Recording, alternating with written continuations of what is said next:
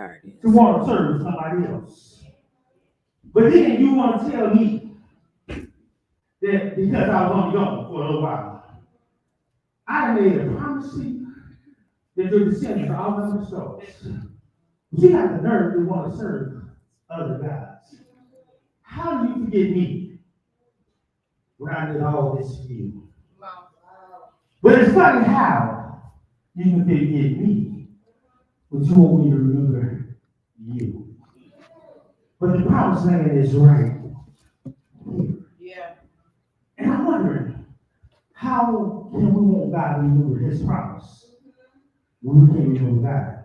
Well. But it's funny how God said, I will destroy them all, but God wanted Moses to remember God's promise. And God said, I remember my promise. When Moses came to the mountaintop, how did Moses get angry with the people? Moses broke the commandments and parts of the people. They killed most of the people, but then he didn't make it to the promised land. His people didn't make it to the promised land. The generations didn't make it to the promised land. Well, and I wondered, how come we still haven't made it to the promised land? Why are we still wondering round and round today? Come on. Why are we still lost today? And God is still right here knocking at our hearts. Yeah. So you wonder where I was going with this, right? Come on. Did you think I was going to stay back in Egypt, living in the promised land? Come on. I was coming right here today. Why are we still wondering? And God is still knocking at our hearts. Why are we still lost? Generation after generation. And God is begging us to come home. Our children are lost and dying. Our parents are lost without hope. We have lost generation after generation. Yeah. And we're still wondering, why can we find our way home? I said in the beginning, we took God out of our schools. We took God out of our homes. Yeah. And now we don't have God in our churches. Well. Our outfits are gone. We're not praying in the churches no more. The churches are full with people who are pervert opportunities. Yeah. And we're wondering what's happened to the churches. We need to find a way to put God back in our church. Yeah.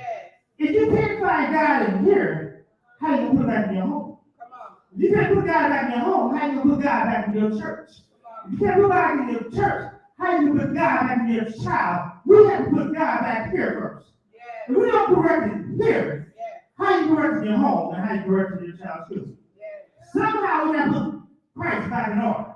Because there was a man named Jesus that first loved you. He loved you enough first to die for you. They took him to courthouse, and found an innocent man guilty. That loved you enough not to plead innocent. That he died for you on Calvary because he loved you enough to put holes in his hand and beat him halfway to death on a hill called Calvary. That he hung so high that he died just for you. He went to any tomb just for you because he loved you that much. That he loves you enough to die for you, how could you ever not remember him? Yeah. If you love Jesus enough, then he keep knocking at your heart, begging you to remember me. Yeah. That you will never serve another idol God. That your iPhone should be that much important to you. Your car shouldn't be loved more than Jesus. Your house shouldn't be loved more than Jesus. Your man should not be loved more than Jesus.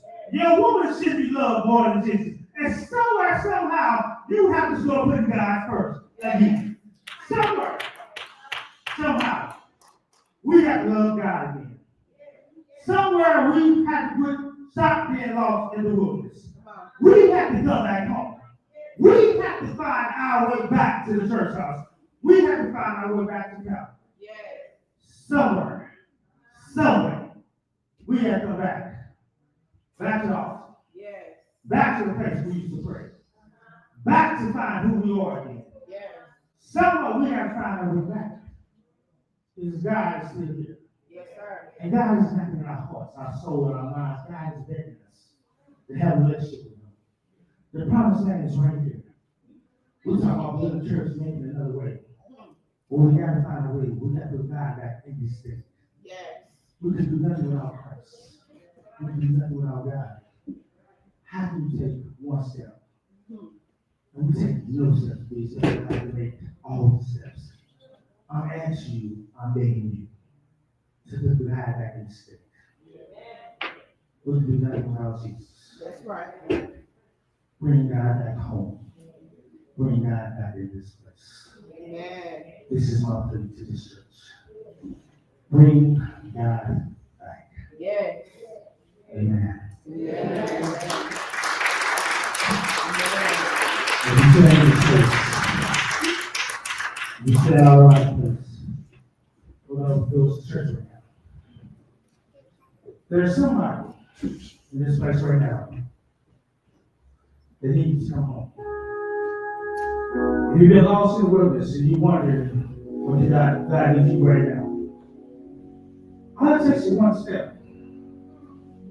One step. A simple raise of your hand. If you can't make the step yourself, I'll walk with you. Let's just walk with you. The students, trustees walk with you. Anybody walk with you because this is the most important step in your life. To come back to Christ. It don't matter if you need to get it all. You don't have to be perfect. You don't have to be right. You just have to take a step. It's a process. All you have to do is come to Jesus. Just come as you are. You don't have to be. Get me in trouble. God make a way. You sickness, death. Get me where I've been away. Just come back to Jesus. This is the family, this is the place where it's a time to reach, give prayer with you. There's hope, there's a better day tomorrow. Just come home. I see most people here are already home. It's already family. But if you need prayer right now, we're praying with you. We're talking to you. We'll do whatever you need to be done. Whatever the case is, we're here, we're standing right here. There's a miracle waiting for you right now. Whatever God's speaking to your heart and your mind and your soul, this moment is your moment. This is your time of service. Let God use you, whatever God said to you. Let your feet walk on your mind. Say, how let your feet say yes. Let God have those right now. New life above nothing.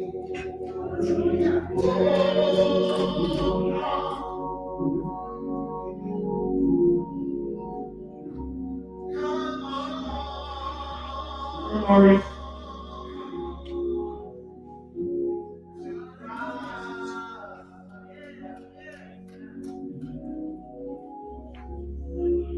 We offer Christ to you, oh my brother.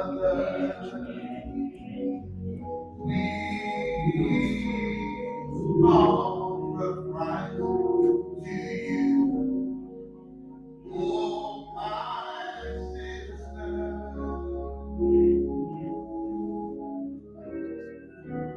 We will give you brand new life. New life abundantly. Oh, come,